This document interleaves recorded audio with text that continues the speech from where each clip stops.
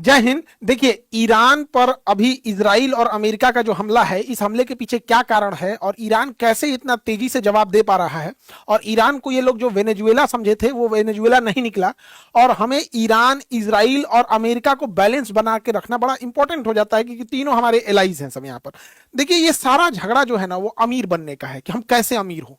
सोचिए कि दुनिया सांस लेती है और सांस बनाने का कंट्रोल आपके पास हो जाए। सोचिए कि अगर दुनिया पानी पीती है और केवल पानी आप बनाए, तो आप दुनिया के कितने रईस इंसान होंगे। तो अमेरिका यही चाहता है। टेक्नोलॉजी अमेरिका के पास है। आज सोशल मीडिया देखिए, गूगल देखिए, फेसबुक देखिए, ट्विटर देखिए, इंस्टा देखिए, सारा अमेरिका के पास है। तो जो दुनिया यूज करती है वो अमेरिका कंट्रोल करता है। टेक्नोलॉजी अमेरिका कंट्रोल करता है। हथियार अमेरिका कंट्रोल करता है। एक और चीज है जो पूरी दुनिया यूज करती है, वो पेट्रोलियम पूरी दुनिया यूज करती है। इसे समुद्र या जमीन से निकाला जाता है। आज देखिए, पूरी दुनिया में जितनी जहाजें उड़ रही हैं, ये पूरी फ्यूल यूज करती है, और ये बहुत ज्यादा फ्यूल यूज करते हैं सब। दुनिया में जितने भी ट्रेनें चल रही हैं, सड़कों पे गाड़ियां चल रही हैं, ये सारे फ्यूल से यूज करते हैं। सोचिए, अगर इस पे कंट्रोल जिस देश का हो जाएगा, वो देश कितना अमीर हो जाएगा। अमेरिका इसी तेल पे कंट्रोल करना चाहता है। जो भी तेल उत्पादक वाले देश है, उनको ये मार के खत्म कर देगा, या तो उनके तेल पे अपना कंट्रोल करेगा। देखिए कैसे लीबिया मार के वहां का तेल ले गया, सीरिया मार के वहां का तेल ले गया, इराक मार के वहां का ले गया, अभी इराक का है। बाकी जो अरब देश है, जो अमेरिका से नहीं लड़ सकते, वो जी हजूर में, जैसे कैसे छक्का मारा जाता है, चौका मारा जाता है, तो चीयर गर्ल्स होते हैं, ऐसे ऐसे नाचता है। तो बाकी अरब देशों को उसी टाइप का बना दिया है वहां पे, इससे ज्यादा कुछ नहीं।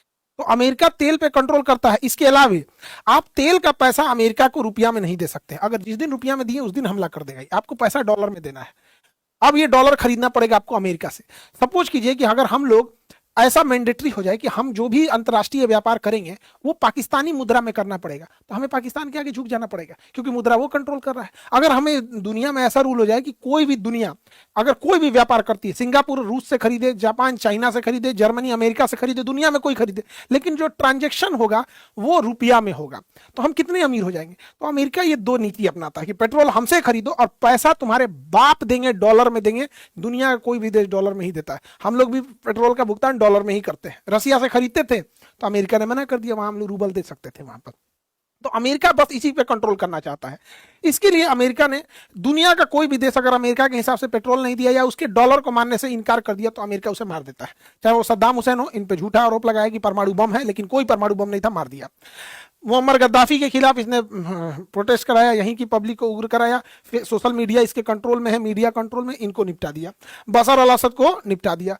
मादुरो को वेनेजुएला से रात 2 बजे इनको इनकी पत्नी सहित किडनैप करके उठा के ले गए। चल, दुनिया देख रही है, कुछ नहीं कर सकती कि खमेनेई सबको घरे में उड़ा दिया यहाँ पे। जबकि आप गौर करके देखिएगा, अमेरिका ने जब जापान पे परमाणु बम पटका था, तो वो टोक्यो पे नहीं गिराया था, उसने नागासाकी और हिरोशिमा पे गिराया था, ताकि बातचीत का रास्ता बदले। लेकिन ट्रंप पागल है, वो कोई बातचीत का रास्ता नहीं देता है दुनिया में। लेकिन 2 लोग को देखिएगा, बहुत बहादुरी से लड़े, एक जेलेंस्की और एक खामेनी।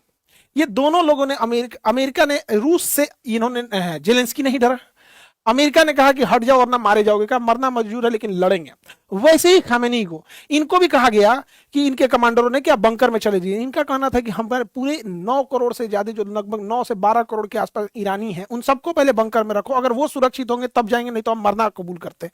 तो ये 2 नेता हैं जिन्होंने यहाँ पे, हालांकि इन लोगों ने भी अमेरिका के सामने नहीं झुके थे, सबका हाल वही कर दिया। अमेरिका, हम कुछ नहीं कर सकते, शक्तिशाली के आगे सबको झुकना पड़ता है। अमेरिका ने मानवता की सारी हद पार कर दिया। उसने कहा ईरान में महिलाओं की सुरक्षा जरूरी है, महिलाओं के लिए स्वतंत्रता जरूरी है, और गर्ल्स स्कूल के ऊपर बम मार दिया। इतनी लड़कियां मर गई, जो जेनेवा कन्वेंशन का खुला उल्लंघन है। लेकिन अगर हम लोग कश्मीर मांगने लगे तो हमारे ऊपर नियम कानून आ जाता है, वर्ल्ड सैंक्शन आ जाते हैं, लेकिन इन पे नहीं लगता। इसने पूरे टॉप लीडरशिप को ही मार दिया एक मिसाइल झटके में। और सबसे टाइमिंग का गड़बड़ी क्या है, अगर ये हमला 2 महीना पहले होता तो ईरान की जनता सड़कों पे थी अपने ही सरकार के खिलाफ, लेकिन ईरान ने उस समय विद्रोह को दबा दिया था। अभी क्या है कि रमजान का महीना है, और इस समय एक धार्मिक लीडर को मारना, जिनका भारत से बड़ा अच्छा संबंध है, नरेंद्र मोदी गए हुए थे। आप देखेंगे, ये प्राइम मिनिस्टर है वहां की, ईरान की, इनका हेलीकॉप्टर दुर्घटना हो गया था, क्योंकि हेलीकॉप्टर दूसरे देश का था, इनका नहीं था, और इनको अमेरिका ने मिसाइल से मार दिया।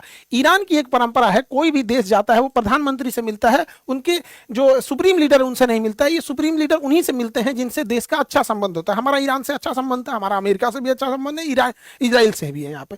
तो इनका हेलीकॉप्टर अपना नहीं था, तो क्रैश कर गया। हालांकि हमारे प्रधानमंत्री को भी सब चीजों पर ध्यान देना पड़ेगा। हमारे यहाँ पे भी हेलीकॉप्टर और जहाज अमेरिका का ही, इसलिए ज्यादा हम अमेरिका से कड़बड़ कड़बड़ करेंगे ना, कुछ इधर उधर कर देगा वहां पे, इसलिए उसका कोई भरोसा नहीं। तो रमजान के महीने में खमैनी साहब की हत्या वैसे ही है जैसे क्रिसमस के टाइम पे कोई पोप की हत्या कर दे। तो एक धार्मिक जो होता है चीजों का वो एक अलग लेवल चला गया है। अब यहाँ पे ना दोनों लड़ रहे हैं सब। अब ईरान को दिख रहा है कि भाई इजराइल एंटीसेप्टर मिसाइलें रखा है, वहां पहुंचना थोड़ा मुश्किल है, अमेरिका पहुंचना और मुश्किल है। तो ईरान ने क्या किया, अगल बगल के जितने पड़ोसी देश थे जो अमेरिका और इजराइल का साथ देते थे उन पे अंधाधुन मारना चालू किया। दुबई जो कहते थे हबीबी कम टू दुबई, मारा दुबई एयरपोर्ट पे। भारत का एक ज्योतिषी दुबई एयरपोर्ट पे फंस गए थे अभी कि भैया ज्योतिष लोग फंस गए, ये तो अलग बात हो गया है, इन लोगों को तो सारी चीजें पहले से पता रहती है।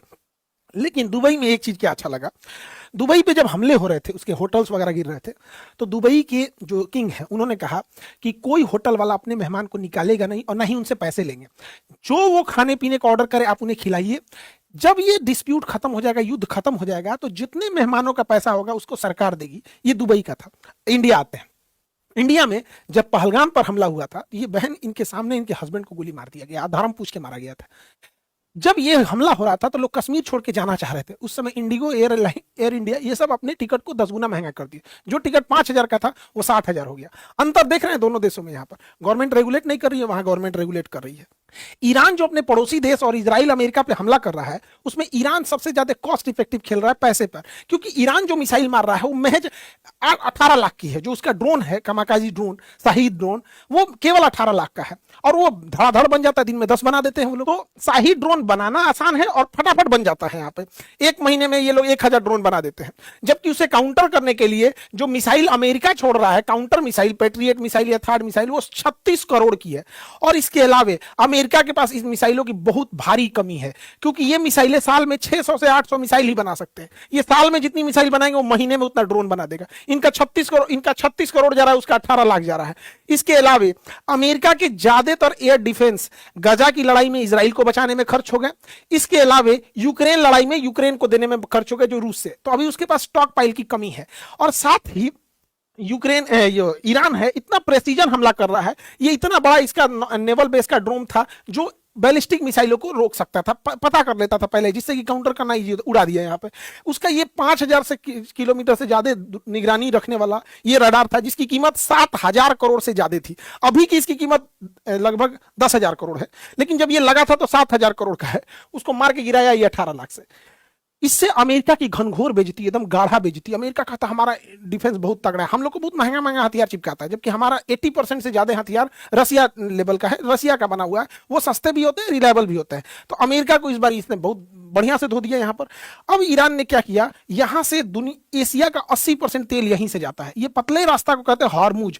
यहां पर ईरान ने क्या किया, यहां से कोई तेल टैंकर को जाने ही नहीं दे रहा है, क्योंकि चीन इसका खुल के मदद किया। तो चीन के टैंकर को जाने दिया है, पाकिस्तान के टैंकर को जाने दिया है, कुछ टैंकरों को जाने दिया, मेनली चीन के टैंकरों को जाने दिया। यहाँ पे इस बैला को पूछता कौन। ईरान क्या कर रहा है, यहाँ पे जितनी भी ऑयल टैंकर जा रही हैं उनका जीपीएस या तो उनका जीपीएस ब्लॉक कर दे रहा है या इंटरनेट स्पूफिंग कर दे रहा है। उनको पता ही नहीं चल रहा है, वो गोल गोल घूमने लग रहे हैं। जैसे आप जब आसमान या समुद्र में रहते हैं तो उसमें दाहिने बाएं कुछ समझ में नहीं आता, चारों नीला नीला दिखता है, हमारा जीपीएस ही बताता है। तो उन्हें जाना है आगे, बोल देता है बाहर जाने के लिए। तो यहाँ से जहाजें ब्लॉक हो गई हैं, जिस वजह से पूरी दुनिया में एनर्जी शॉर्टेज देखा जा रहा है। और यूरोप वगैरह में 50% से ज्यादा ऑयल और गैसेस के प्राइस बढ़ गए हैं। अब हमारे लिए भी ये दिक्कत है, क्योंकि हमारे पास स्ट्रेटेजिक रिजर्व जो है वो केवल 45 दिन का है। यानी अगर हमारे पास जो बाहर से फ्यूल लगाना बंद कर दे तो 45 दिन में हमारे यहाँ की पूरी पेट्रोल बंद हो जाएगी। तो सड़कों पे जितनी गाड़ियां देख रहे हैं ना, कश्मीर से कन्याकुमारी तक ठप, हवाई जहाज ठप, ट्रेन ठप। तो पेट्रोलियम बहुत जरूरी है, हमारे पास केवल 45 दिन का है। और अमेरिका ने जब इसने बैन लगाया हॉर्मुज जल संधि पे, तो हमारे यहाँ तेल के प्राइसेस बढ़ गए। अब यहाँ अमेरिका ने भारत को बड़ा बेइज्जती वाला शब्द बोल दिया। अमेरिका का एक 2 कौड़ी का आदमी है, ट्रेजरी सेक्रेटरी। ये क्या बोलता है कि जो तेल के प्राइस बढ़े हैं तो भारत को दिक्कत ना हो, इसलिए भारत को ये परमिशन दे रहा है। पढ़िए इसका, यहाँ पर क्या कर रहा है, यहाँ पे To enable oil to keep flowing into the global market, the Treasury Department is issuing a temporary 30 days waiver मतलब 30 डेज की अनुमति दे रहा है। Allow Indians refineries, सोचिए ये 30 डेज के क्या शब्द का यूज किया, allow Indians to purchase Russian oil। मतलब ये हमें अलाउ कर रहा है कि हम रसिया से तेल खरीद ले। मतलब आप समझिए हम इंडियंस को ये अमेरिकन कितने बुरी तरह से ह्यूमिलिएट कर रहे हैं। और भारतीय मीडिया दिखा रही है कि अमेरिका ने रूस को छूट दिया है कि तुम भारत से तेल खरीद सकते हो। इन नचनियों को क्या जाता है, इनको पैसा दीजिएगा तो कहीं नाच देंगे सब। यहाँ ऐसा नहीं है। 2020 में हम एक वीडियो बनाए थे, उसमें हमने कहा था कि भारत को कम से कम 6 महीने का तेल रखना चाहिए। अभी वर्तमान समय में भारत केवल 1.5 महीने का रखता है, 45 दिन का। और आपको विश्वास ना हो तो आप देखिएगा, 30 अप्रैल 2020 को हमने एक वीडियो बनाया था, आज से 6 साल पहले बनाए थे, और उसमें हम बताए थे कि उस समय लॉकडाउन लगा हुआ था, पेट्रोलियम के प्राइस बहुत कम थे। अगर हम लोग के पास 6 महीना रखने की व्यवस्था होती तो आज हम लोग को कोई टेंशन नहीं है, हार्मुज बंद हो जाए, कुछ भी बंद हो जाए, ईरान बंद हो जाए, अरब बंद हो जाए, 6 महीने का स्टॉक पाइल है। लेकिन हम लोग के पास अभी भी 45 दिन का। 6 साल में नहीं सुधर पाया। यहाँ पे क्या सुधरेगा? देखिए, अमेरिका के पास और इजराइल के पास फायर पावर तो बहुत ज्यादा है। वो सीरिया को निपटा दिए, इराक को निपटा दिए, अफगानिस्तान को निपटा दिए। तो अगर वो चाहें तो अमेरिका ईरान को भी आराम से निपटा सकता है, उसके पास टेक्नोलॉजी की कोई कमी नहीं। लेकिन अगर ईरान ज्यादा दिन, केवल 30 दिन इस युद्ध को खींच ले गया ना, तो इन लोग के पास पूरा एयर डिफेंस बहुत शॉर्टेज आ जाएगा। और 100% यहां नहीं ना लगा सकते, फिर उधर रूस चढ़ जाएगा, वहां पे यूक्रेन पिटाने लगेगा यहाँ, तो ये लंबा खींच देगा। लेकिन अगर ईरान ध्वस्त हुआ तो ये लोग ईरान की धज्जी उड़ा देंगे, उसको तहस नहस कर देंगे ईरान को, जैसे अफगानिस्तान को किए, सीरिया को किए, इराक को किए। हमें क्या दिक्कत हुआ देखते चलिए एक एक करके। जब अमेरिका इराक से गया तो यहां एक आतंकवादी पैदा कर दिया, आईएसआईएस। यहां पर ये अमेरिका जहां से जाता है वहां एक आतंकवादी छोड़ेगा या तो देश का टुकड़ा करेगा। जैसे अंग्रेज हमें छोड़ के गए सब, तो पाकिस्तान पैदा किए सब, पाकिस्तान डेली आतंकवादी पैदा करता। उसी तरह अमेरिका जैसे अफगानिस्तान खाली किया, तालिबान पैदा कर दिया। तो हमारे लिए दिक्कत हो जाता है। अमेरिका चूंकि इतनी दूरी पे है, उससे लड़ेगा वही जिसके पास मजबूत नौसेना हो और बड़ी वायुसेना हो, तो आतंकवादी उनसे नहीं लड़ पाए। लेकिन यहां पर जब वो जाएगा तो सोचिए, अगर वो देश जो यहां पर रहने वाला है, एक इंसान को कैसा लगेगा कि उसके सुप्रीम लीडर को कोई बम से मार दे, या उसके प्राइम मिनिस्टर को कोई मार दे, उसके थल सेनापति, नौसेना पर सबको मार दे, तो कोई ना कोई इंसान तो इसका बदला लेगा। कोई भी इंसान, हम श्रीलंका के राष्ट्रपति को मार देगा, वो भी बदला लेगा। वेनेजुएला का इंसान क्या अमेरिका को अच्छा बोलता होगा? नहीं। अब क्या है कि आईएसआईएस हथियारों से लड़ रही थी, तालिबान हथियारों से लड़ रहा था। लेकिन अब जो है आतंकवादी भी अपडेट हो जाएंगे सब। कोई ऐसा केमिकल बना दे जो गाड़ियों के धुआं में डाल दे, गाड़ियों की टंकी में वहां पेट्रोल के साथ धुआं लेके उड़ जाए, पूरे मोहल्ला साफ कर दे सब। सोच रहा यूरेनियम अगर उनके हाथ में लग गया तो यूरेनियम को अगर वो नदी, नहर या कहीं डाल दे और वो खेती में आ जाए तो लाखों लाख लोग को मार सकता है। कोई बायोकेमिकल हथियार बना ले, जैसे इबोला, कोरोना, इस टाइप के। तो अब आतंकवादी पहले हथियार उठाते थे। जैसे जैसे सेना और ये चीजें एडवांस होंगी, जैसे हम हथियार थे तो आतंकवादियों के पास भी हथियार था, अब हमारे पास ड्रोन है तो आतंकवादियों के पास भी ड्रोन होगा। तो अमेरिका पूरी दुनिया में तांडव मचाएगा और हम लोग को भुगतना पड़ेगा। अफगानिस्तान में मारा, वहां तालिबान आ गया, सब हमारा पूरा किया कर रहा है वहां चीज। हमने वहां संसद भवन बनाया था, हॉस्पिटल बनाए थे, डैम बनाए थे, बिजली घर बनाए थे, सड़कें बनाए, सब तहस नहस कर दिया अमेरिका वहां से।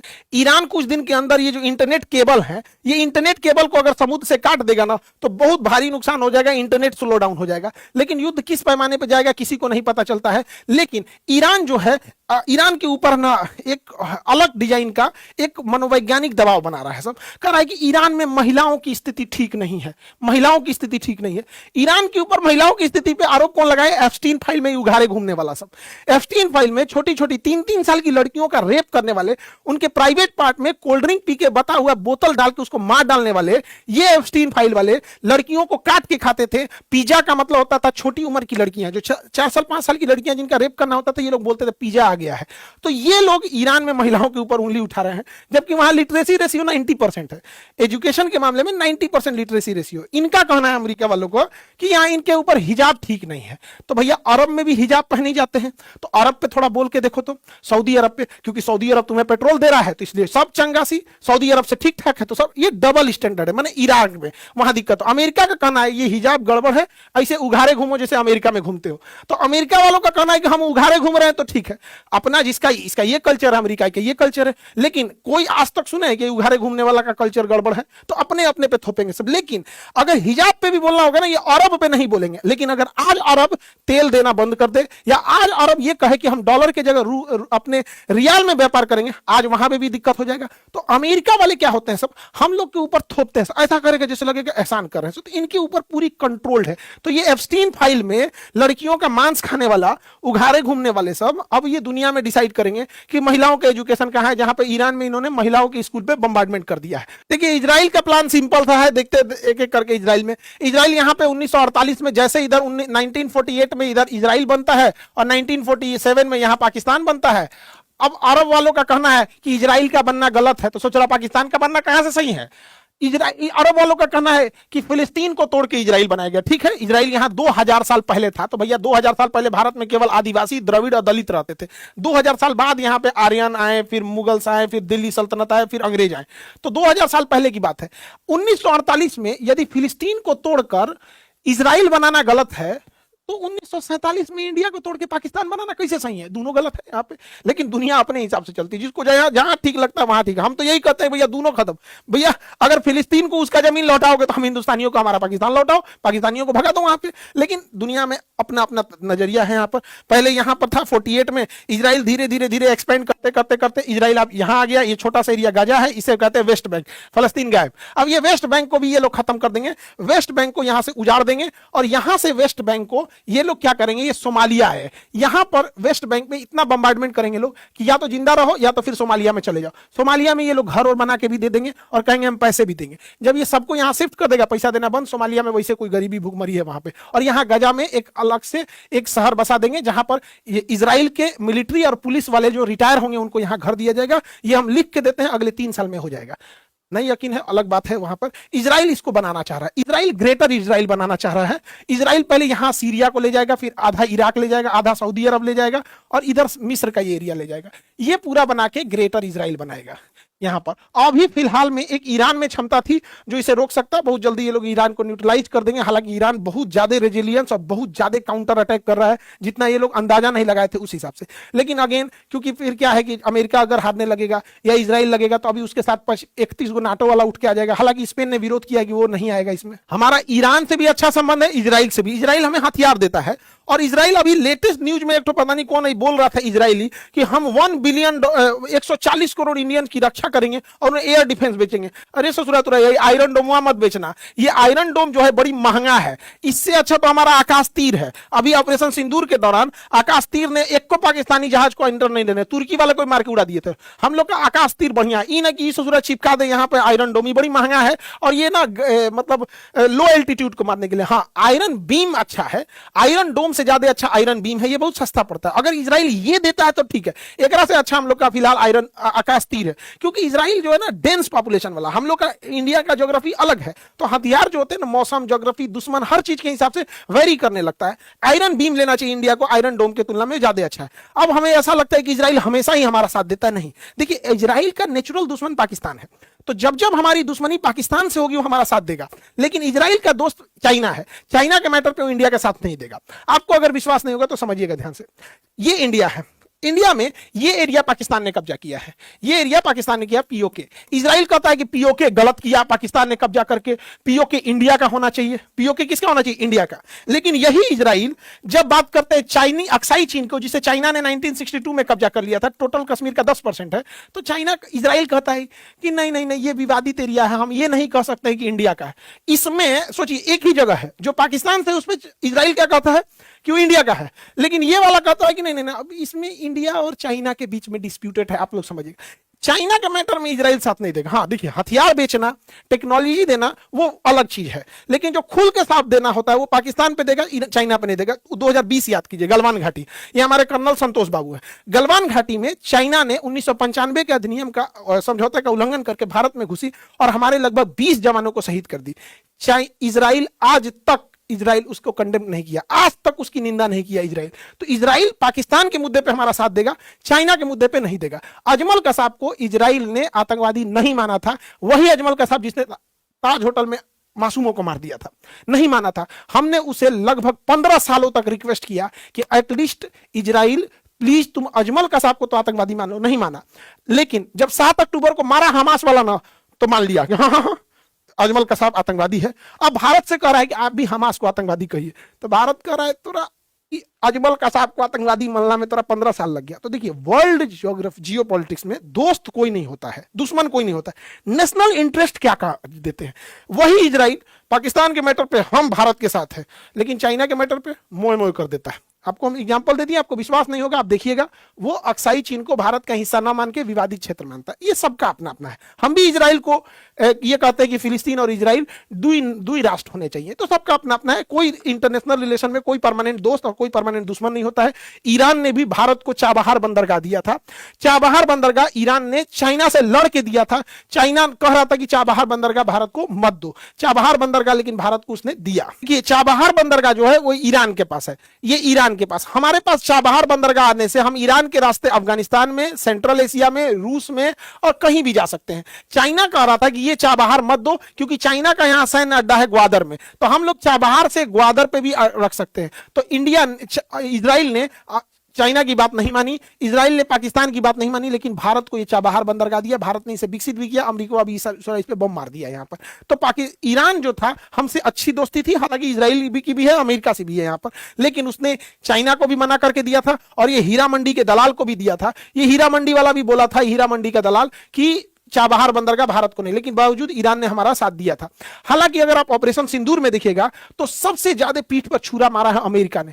ऑपरेशन सिंदूर के दौरान अमेरिका और तुर्की, देखो तुर्की से तो हम उम्मीद नहीं रख सकते, तुर्की पाकिस्तान का है, यहाँ पे अमेरिका ने पाकिस्तान की खुल के मदद किया। इवन ऑपरेशन सिंदूर के दौरान जब पहलगाम हमला हुआ था, उस समय अमेरिका ने लगभग 8,000 करोड़ का आईएमएफ से लोन भी दिलवा दिया था पाकिस्तान को। लेकिन उस समय भी ईरान जो था वो भारत के साथ खड़ा था, क्योंकि उसने इसकी कंडेम किया था। और हालांकि तुर्की ने तो ड्रोन तक भेज दिया था यहाँ पर।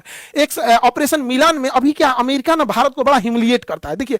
और ऑपरेशन सिंदूर के दौरान पाकिस्तान को मदद भी कर रहा था। और अभी मिलान एक्सरसाइज हुआ था तो ईरान के मेहमान आए थे हमारे यहाँ विशाखापट्टनम में, और विशाखापट्टनम में भाग लिए थे हमारे रक्षा मंत्री भी थे। इसकी जहाज जब लौट रही थी तो इसके यहां पे अमेरिका की पनडुब्बी इंतजार कर रही थी। जैसे ये श्रीलंका के कोस्ट के पास आई, इसके मार के गिरा दिया गया। इस जहाज को मार के गिरा दिया गया। अब हिंद महासागर को भारत कहता है कि I am the guardian of the Indian ocean. तो अमेरिका ये दिखा रहा था कि तुम्हारे नाक के नीचे मार देंगे। हालांकि अमेरिका चाहता तो इसे जाने भी दे सकता था और ये अरब सागर में मारता, लेकिन वो जानबूझ के हिंद महासागर में मारा, जबकि वो हमारा गेस्ट था। तो वर्ल्ड इस बात को कह रही है कि भैया तुमने तो भारत से दोस्ती का ख्याल नहीं रखा। अमेरिका से दोस्ती केवल हम निभाएंगे जब मन तुमको टैरिफ लगाओगे, जब मन तुम सामान बंद कर दोगे, जब मन तुम वीजा बढ़ा दोगे, जब मन तुम जिसको वीजा देना होगा दोगे, तुम हमें छूट दोगे ईरान से तेल खरीदे कि नहीं खरीदे, तुम डिसाइड करोगे हमको कि हम रूस से खरीदे कि नहीं खरीदे। अच्छा, भारत उसको इंडियन रुपीज में पैसा नहीं दे सकता, डॉलर में देगा। तो अमेरिका ने जितना हम लोग को खंजर मारा है ना, उतना कोई नहीं मारा। मजबूरी ये है कि हमारी टेक्नोलॉजी अमेरिका पे डिपेंडेंट है, ये बहुत गड़बड़ हो जाता है। ईरान से भी हमारा ठीक अच्छा संबंध है। ईरान ने 2-3 जगह ईरान का विवादास्पद है, जैसे सीएए, एनआरसी और 370 पे ईरान से बयान आया था कि अल्पसंख्यकों का भारत सरकार ध्यान रखेगी। तो भारत सरकार ने कहा था कि हमारा आंतरिक मामला है। बाकी 90% मामलों पे ईरान ने हमारा साथ दिया था। सबसे बड़ा साथ दिया था कश्मीर के मुद्दे पर 1994 में। पूरे ओआईसी के 56 देश जो थे, 57 देश एक साथ आ गए थे और ये रिजोल्यूशन पास कर रहे थे कि पीओके और कश्मीर पाकिस्तान का हिस्सा है। ईरान सारे मुस्लिम देशों से लड़ गया और कहा कि नहीं, कश्मीर और पीओके कंप्लीट इंडिया का हिस्सा है। तो हम लोग की दोस्ती सब अच्छी चलती है। हालांकि दोनों में बीच में बैलेंस बनाना जरूरी है हम लोग के लिए, क्योंकि यहां से टेक्नोलॉजी है और यहां से हम लोग के पास एक पुराना लगभग हजारों सालों का एक रिश्ता है और पास का पड़ोसी है। अभी कई बार हाइपोथेटिकल कहते हैं लोग कि ईरान से युद्ध हो जाएगा तब कौन क्या करेगा। अरे भैया, उस तरह से रूस से भारत का युद्ध हो जाएगा तो हम क्या करेंगे? अमेरिका से युद्ध हो जाए, युद्ध होगा तो लड़ेंगे लोग। युद्ध में कौन किसके साथ नहीं रहेगा? यहाँ पे चाहे इजराइल हो, चाहे इंडिया, ईरान हो, चाहे अमेरिका हो, चाहे रूस हो। हमारे पहलगाम हमला हुआ था, भारत के हर लोगों ने भारत के साथ एकजुटता दिखाई थी। चाहे पुलवामा हमला हुआ हो या कभी भी हो, तो देश में ना हाइपोथेटिकल अलग चीज हो जाता है। हालांकि हर मामले में ऑपरेशन सिंदूर में भी इजराइल ने हमें हर तरह की जानकारी दिया था। हालांकि तुर्की, चाइना और अमेरिका ने पाकिस्तान का साथ दे दिया। देखिए, डबल स्टैंडर्ड किसे कहा जाता है ऐसे समझिएगा। अगर कोई मक्खी चाय में गिर जाए तो हम ये चाय पिएंगे, हम ये चाय नहीं पिएंगे, हम चाय फेंक देंगे, हम चाय फेंक देंगे। लेकिन अगर वही मक्खी अगर घी में गिर जाए तो हम घी नहीं फेंकेंगे। घी महंगा है, हम नहीं फेंकेंगे। हम क्या करेंगे? मक्खी निकाल के फेंक देंगे, घी नहीं फेंकेंगे। तो हमारे डिपेंड करता है सामने वाला कितना पावरफुल है। अरब वाला अगर बीफ खाता है तो हम लोग उसको कहते हैं कि भाई तुम ये खा रहा है, और इजराइल वाला 75% खाता है तो हम इसे नहीं बोलते, केवल डबल हो जाता है, क्योंकि हमको रिलेशन मैनेज करना है। ठीक वैसे ही आप देखिए, रूस ने हमें दुनिया का हर हथियार दिया। रूस ने हमें सबसे ज्यादा अगर किसी ने साथ दिया तो रूस ने साथ दिया। लेकिन आज हमने अमेरिका का साथ चुन लिया।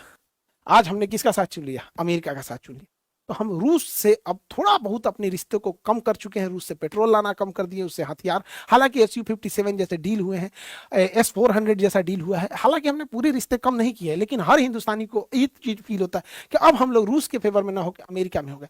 ठीक वैसे ही हम लोग के लिए ईरान और इसराइल था। तो चूंकि इसराइल के पास टेक्नोलॉजी, पैसा, ये सारी चीजें था, ईरान को इन्होंने पैसे से बहुत कमजोर कर रखा था। हालांकि हमें इन सब में बैलेंस लेके चलना है। आप गौर करके देखिएगा इंडियन फॉरेन पॉलिसी, वो रूस, अमेरिका, इसराइल, ईरान सबको बैलेंस लेके चलने का प्रयास करता है। हालांकि अमेरिका जैसा बदतमीज साथी और नालायक अगर हो जाए तो किसी भी देश के लिए अच्छी बात नहीं है। अमेरिका ने हमें बहुत ह्यूमिलिएट किया है। हम लोग की स्थिति होती थी जब हम लोग विदेशों से टक्कर लेके बात करते थे। आज से 2 साल पहले देखिएगा तो जयशंकर साहब क्या जवाब दिया करते थे, अभी थोड़ा आपको जयशंकर साहब का जवाब कम मिलेगा। अमेरिका ने हमें बहुत ह्यूमिलिएट किया, देवदास टाइप का।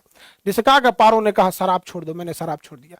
अमेरिका ने कहा रूस से तेल खरीदना छोड़ दो, हमने रूस से तेल खरीदना छोड़ दिया। अमेरिका ने कहा ईरान से गैस खरीदना छोड़ लो, हमने गैस खरीदना छोड़ दिया। अमेरिका ने कहा कि डॉलर, रुपया का इस्तेमाल के बदले डॉलर का इस्तेमाल करो, हमने वो भी मान लिया। सोच रहा देवदास बना के रख दिया। फॉरेन पॉलिसी में इंडिपेंडेंसी बहुत जरूरी होता है, लेकिन जब बदतमीज इंसान प्रधान राष्ट्रपति बन जाएगा, ये डोनाल्ड ट्रंप यहाँ पर, हमने क्या किया, बंदर के हाथ में उस्तूरा दे दिया, किसी को काट डालेगा, ये किसी का नहीं हो सकता। ये वही लोग हैं जो एप्स्टीन फाइल में थे। आपने गौर किया होगा अचानक से युद्ध क्यों हो गया। एप्स्टीन फाइल में इन लोग का नाम आ रहा था, इनकी बदतमीजी उजागर हो रही थी। ये 3-3, 4-4 साल की, 2-2 साल की लड़कियों का रेप किया है सब, फिर उसको मार के खाया है सब उसको। यहाँ पर एप्स्टीन फाइल को दबाने के लिए, इनकी दरिंदगी दबाने के लिए, यहाँ पर इतने छोटे छोटे बच्चों को ये सब सोच रहा रेप करने के लिए, और रेप करके मार के खा गया है उन सबको। ये इस लेवल के जालिम है सब। लेकिन आप देखिएगा इनको कभी आतंकवादी या क्रिमिनल नहीं करके दिखाया जाएगा, ये अलग लेवल की इनकी ब्रांडिंग होगी। हिम्मत भी नहीं, क्योंकि दुनिया पावरफुल की ओर चली जाती है। यहाँ पे डोनाल्ड ट्रंप को लोग कहते हैं कि इजराइल का साथ देता, नहीं, इजराइल के कंट्रोल में ट्रंप आ गया है। ट्रंप का एप्स्टीन में कुछ कुछ ऐसा ऐसा फोटो, उगारे फोटो रख लिया इजराइल, कि इजराइल जहां हाथ रख रहा है वहां अमेरिका को बम मारना पड़ रहा है। देखिए नेतन्याहू बता रहे हैं, यही गोली मार तो इसी तरह मार रहा है। यहाँ पर आप देखिए ट्रंप के हाथ, कंधे पे हाथ रखने वाला इजराइल है यहाँ पर। इस तरह से जैसे लग रहा है ट्रंप इसके अंडर में होता है। लेकिन वही ट्रंप जेलेंस्की को डांट दिया था। देखिए जब जेलेंस्की से बात करा, डांट दिया कर, सूट क्यों नहीं पहने, अच्छा से यहाँ पर तूने पूरा कोट वगैरह क्यों नहीं लगा रखा है। तो ये हो गया है यहाँ पे। ईरान का अंत कर दिया हम यहाँ पे, हत्या कर दिया यहाँ पे। अब बच गए एक ठो आपके पुतिन। तो पुतिन की भी हत्या ये लोग प्लान क्या कर रहा है, इन्हीं के किसी एक जनरल से करा देगा सब। ये एसिसिनेशन का प्लान कर रहा है सर, क्योंकि इनके अंदर जो CIA है, मोसाद है, ये बहुत एक्टिवली काम कर रही होती है। डायरेक्ट नहीं मारेंगे लोग, यहाँ पे भी कर सकता है। हालांकि इस युद्ध में सबसे ज्यादा मजाक चाइना का बन गया है। सोच रहा पता नहीं कौन सा हथियार दे दिया HQ-9, न वेनेजुएला में चला, न ईरान में चला, ये पता नहीं कौन सा झुंझुना थमा दिया S-300 से कॉपी करके, कोई काम का नहीं हुआ। हालांकि यहाँ से हॉर्मुज से सबसे ज्यादा तेल चाइना ही खरीदता था। हालांकि चाइना के जहाजों को ईरान ने छूट दे रखा है, लेकिन जियोपॉलिटिक्स में कोई किसी का नहीं होता है। हालांकि अगर आप देखेंगे तो ये ईरान की बर्बादी लिखी जा रही थी 2001 में।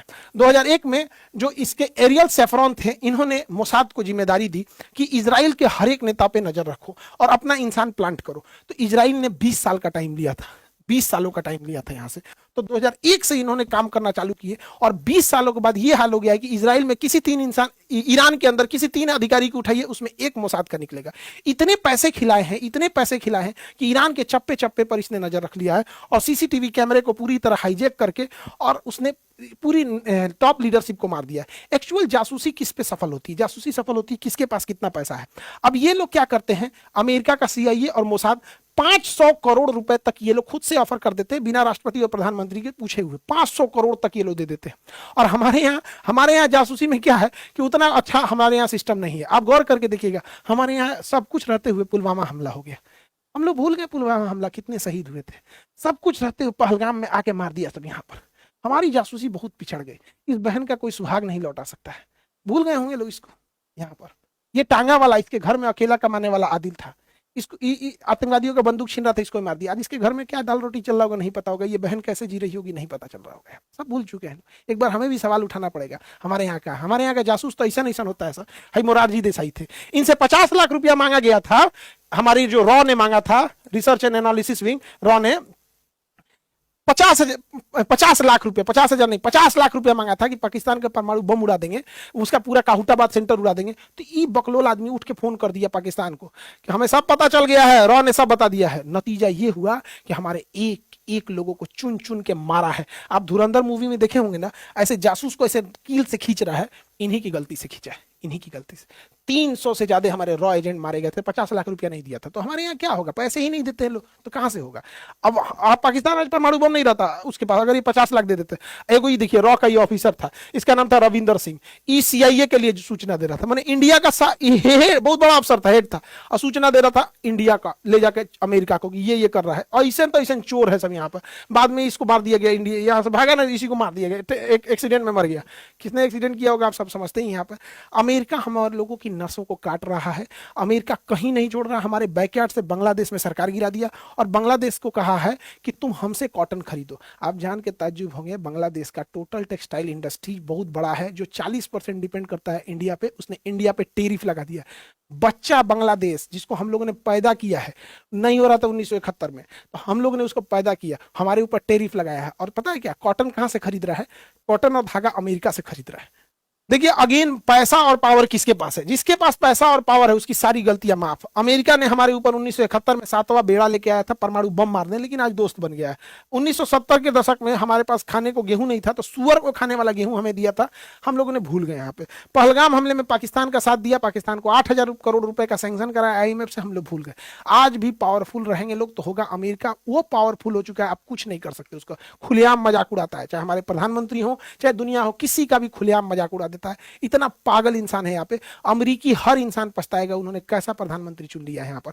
हम लोग को किस लिए जाना जाता, हम लोग अपनी सोवर्निटी के लिए जाने जाते हैं। हमारा वो देश है जो अमेरिका में, इंदिरा गांधी ने अमेरिका में बैठ के कहा था कि अमेरिका नहीं डिसाइड कर सकता है कि हम किससे व्यापार करेंगे किससे नहीं। अटल बिहारी वाजपेयी को याद रखिए, अटल बिहारी वाजपेयी ने जब परमाणु बम बनाया था तो अमेरिका ने कहा था मान्यता नहीं देंगे। तो ये वही अटल बिहारी वाजपेयी है जिन्होंने कहा था कि जो चीज हमारे पास है हमें उसके लिए किसी के प्रमाण की आवश्यकता नहीं है, हम अपना परमाणु संपन्न है, हम इसे देख के रहेंगे। APJ अब्दुल कलाम ने जब परमाणु बम बनाया था, आज से 2 साल पहले जब जयशंकर साहब कहीं जाते थे तो क्या जवाब दिया करते थे। अभी ट्रंप जब से आया है ना, बागड़ बिल्ला क्या करेगा किसी को पता ही नहीं चल पा रहा है। यहाँ पर हमारी रिलेवेंसी कहां है, देखिए ईरान को काउंटर करने के लिए हमारी रिलेवेंसी थी यहाँ पर। अब धीरे धीरे ईरान को ये लोग निपटा देंगे। अब दुनिया में पेट्रोल को ये कंट्रोल करेंगे, अब चाहे जिस प्राइस में करेंगे हम लोग को खरीदना पड़ेगा। बहुत ज्यादा चुप रहने से दुनिया को ये लगने लगता है कि भैया हम देखो ना, चाइना, रूस पे भरोसा किए, चाइना पे भरोसा किए, इंडिया पे भरोसा किए, मजबूरी में आया अमेरिका मार के चल गया। तो ये एक बड़ा लॉन्ग टर्म इंपैक्ट डालता है कि दूसरे छोटे मुल्कों को, कि वो अमेरिका के साथ खड़े होंगे या किसके साथ खड़े होंगे यहाँ पर। और ये पाकिस्तान देखिए कितना समझदार निकला। यहाँ ईरान में युद्ध हो रहा है ना, तो बिना मतलब ये अफगानिस्तान से युद्ध लड़ दिया, बिना मतलब का, इसका कोई झगड़ा नहीं, ताकि लोग इसको नहीं कहे, इसको ना कहे कि तुम कहीं नहीं आया, कहा कि भैया हम तो खुद बिजी हैं। ये जानबूझ के, सोचिए कितना सातिर, कितना समझदार निकला, ये जानबूझ के अजुरा गया है कि हमको कोई कुछ नहीं कहेगा। और यहाँ दुआ मांग रहे हैं आप, हाँ भैया तुम्हारी दुआ कबूल हो, जल्दी उठा ले ऊपर वाला तुमको। यहाँ पे आटा मांग रहा होगा, बहुत महंगा है इसके देश में। आई होप आप टॉपिक को समझे होंगे। ईरान पे और जैसे अपडेट आता है हम बताते हैं।